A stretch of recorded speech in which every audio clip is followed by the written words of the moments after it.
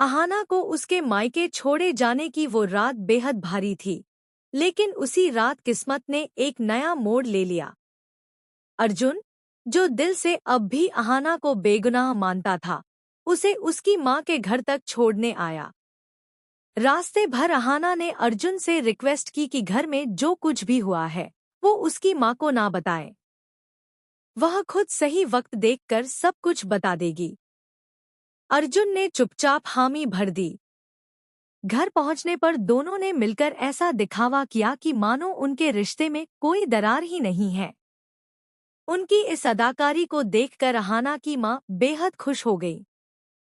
अष्टमंगल की पूजा के बाद जब अर्जुन वापस जाने को तैयार हुआ, तभी तेज बारिश शुरू हो गई। अहाना की माँ ने अर्जुन से आग्रह किया कि वो रात यहीं रुक जाए। अर्जुन का दिल भी कहीं न कहीं यही चाहता था कि वो अहाना के पास कुछ और वक्त बिता सके।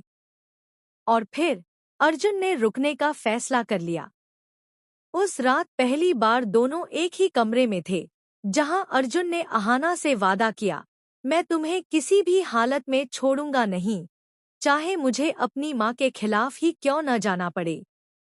मुझे यकीन है कि तुम निर्दोष हो और मैं ये साबित करके रहूंगा। अहाना की आंखों में उम्मीद की एक नई किरण चमक उठी। दोनों ने वो रात नज़दीकियों में बिताई, एक दूसरे के दर्द को बांटते हुए। लेकिन अगली सुबह एक नया तूफान लेकर आई। जैसे ही अर्जुन वापस जाने लगा, अहाना अचानक बेहोश हो गई। अर्जुन घबरा गया और तुरंत उसे अस्पताल ले गया।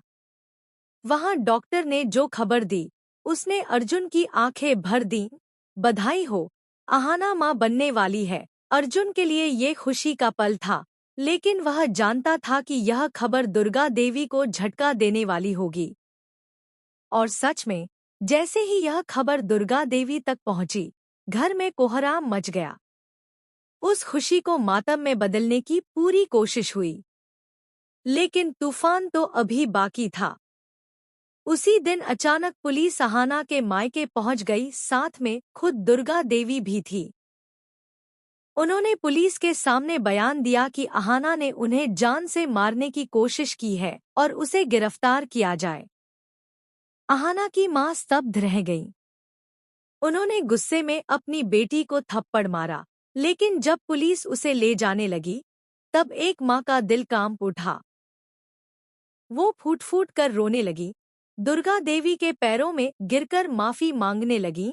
मेरी बेटी ने गलती की है, लेकिन वह आपको मारना नहीं चाहती थी। उसे सिर्फ दवाई देते वक्त सावधानी बरतनी चाहिए थी, यही उसकी गलती है। कृपया उसे माफ कर दीजिए।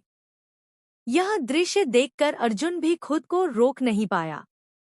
उसने अब खुलकर अपनी पत्नी का साथ देने का फैसला कर लिया था।